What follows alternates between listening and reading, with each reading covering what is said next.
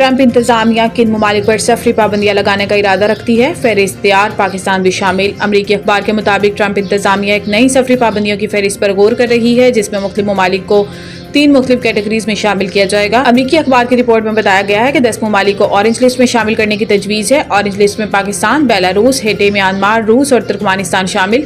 Orange list میں شامل ممالک کے فہرستوں کے امیگرینٹ اور سیاحتی ویزے محدود کیے جائیں گے۔ اس لسٹ میں شامل ممالک کے کاروباری مسافروں کو کچھ شرائط کے ساتھ امریکہ میں داخلے کی اجازت دی جا سکتی ہے۔ اس کے علاوہ ڈونلڈ ٹرمپ 11 ممالک کے شہریوں پر مکمل پابندی کا بھی ارادہ رکھتے ہیں، جن ممالک کو ریڈ لسٹ میں شامل کیا جا سکتا ہے۔ ان میں افغانستان، بھوٹان، کیوبا، ایران، لیبیا، شمالی کوریا، شام، سوڈان، صومالیہ، وینزویلا اور یمن شامل ہیں۔ ٹرمپ انتظامیہ چاد، ڈومینیکا اور لائبیریا سمیت 22 ممالک کو یلو لسٹ میں شامل کرنے پر غور کر رہی ہے، جس کا مطلب ہے کہ ان ممالک کے شہریوں کے پاس ویزا درخواست کے حوالے سے کسی قسم کے تحفظات کو دور کرنے کے لیے 60 روز ہوں گے۔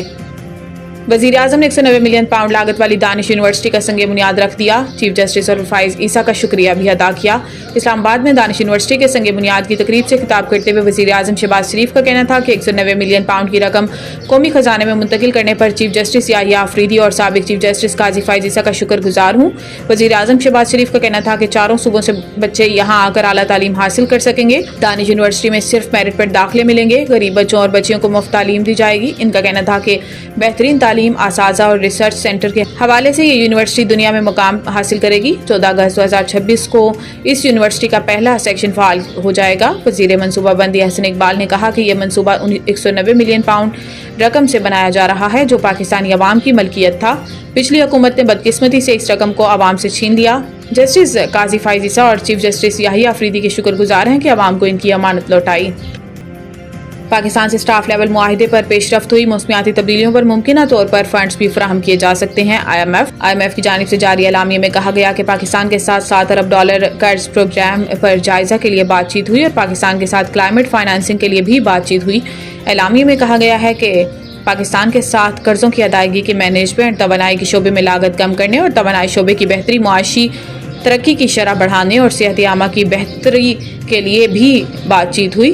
آئی ایم ایف اعلامیے کے مطابق پاکستان کے ساتھ تعلیم کے فروغ، سماجی تحفظات اور موسمیاتی تبدیلیوں کے اثرات کم کرنے پر تبادلہ خیال ہوا۔ آئی ایم ایف نے کہا کہ پاکستان نے موجودہ قرض پروگرام پر سختی سے عمل درآمد کیا۔ پاکستان کے ساتھ بات چیت مثبت رہی۔ پاکستان اور آئی ایم ایف مذاکرات کو حتمی شکل دینے کے لیے ورچوئلی بات چیت جاری رکھیں گے۔ آئی ایم ایف کے مطابق کلائمیٹ ریفارمز ایجنڈے پر مذاکرات کیے گئے ہیں اور پاکستان کو موسمیاتی تبدیلیوں سے نمٹنے کے لیے ممکنہ طور پر فنڈز فراہم کیے جا سکتے ہیں۔ پی ٹی آئی رہنما میں سوشل میڈیا کے غلط استعمال سے پریشان، معاملہ عمران خان کے سامنے رکھنے کا فیصلہ۔ پارٹی ذرائع کا انکشاف ہے کہ حال ہی میں کے پی ہاؤس اسلام آباد میں ہونے والی سیاسی کمیٹی کے اجلاس میں اس معاملے پر تبادلہ خیال کیا گیا اور پارٹی کے آفیشیل سوشل میڈیا اکاؤنٹ سے جارحانہ اور بے ضابطہ مواد پھیلائے جانے پر تشویش کا اظہار کیا گیا۔ ساتھ ہی اس بات پر اتفاق کیا گیا کہ جیل میں عمران خان سے پارٹی کے سینئر رہنما ملاقات کریں گے تاکہ انہیں سوشل میڈیا پلیٹ فارم، جس میں ان سے براہ راست تعلق رکھنے والے اکاؤنٹس بھی شامل ہیں، کا غلط استعمال روکنے کے لیے نگرانی کا طریقہ کار نافذ کرنے پر آمادہ کیا جا سکے۔ پارٹی کے اندرونی ذرائع کہتے ہیں کہ عمران خان کو مشورہ دیا جائے گا کہ وہ پی ٹی آئی کے اہم رہنماؤں پر مشتمل ایک کمیٹی تشکیل دیں جو پارٹی کے آفیشیل اکاؤنٹس بشمول ایکس، سابقہ ٹویٹر اور فیس بک پر پوسٹ کیے جانے سے قبل تمام مواد کی جانچ کرے۔